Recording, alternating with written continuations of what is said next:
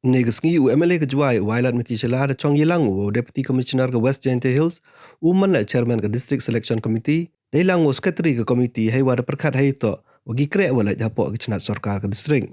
Hawa kali na Wailad Miki lada emi temu wabu na daipor na dok khud advertisement haduk wa tho exam wa itung kreh na jubab dai wa angwa yai ni de yaklam bonse ne ba amdu ha DSC tang wa wat ha MPSC le ne ba de waslam khud advertisement wan ra yai dok nong ya ki le kreh do ong wa yaklam ke personal department wo kerpat wo bu no dai pon no ke timeline hai wala dem ye wo pendep hai por de bo o elat ye ki le kreh dai witawan cocor ong wa yaklam hadrong ini wo bu no dai por na do i por wa advertisement wo pun biang ki kot ki exam wat hadu wo thung kreh kanang wo let ki le kreh udu mentoy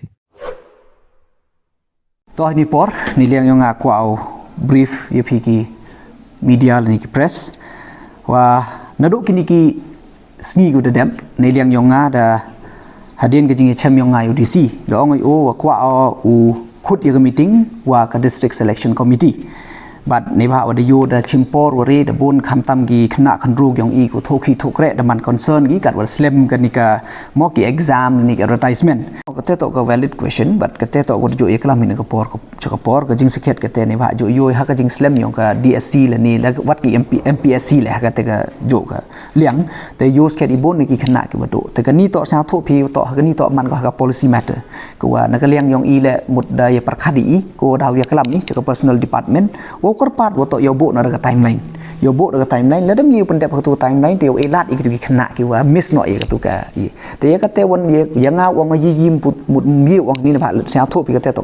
policy matters tang han rai assure ye ki woto ura ye ni ki issue o ya kalam wo pentik na woto em no da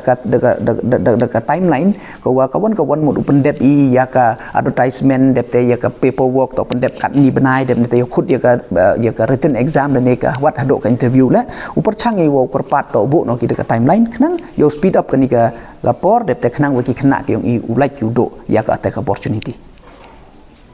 mut malum malam ada yo imut hakini ki snem yong arjar arhawi ar ngam te ter ho em hi ki advertisement gu de khut i tang hai tui por la de kan mo phia den yong ar phau chaneng to i em ka covid 19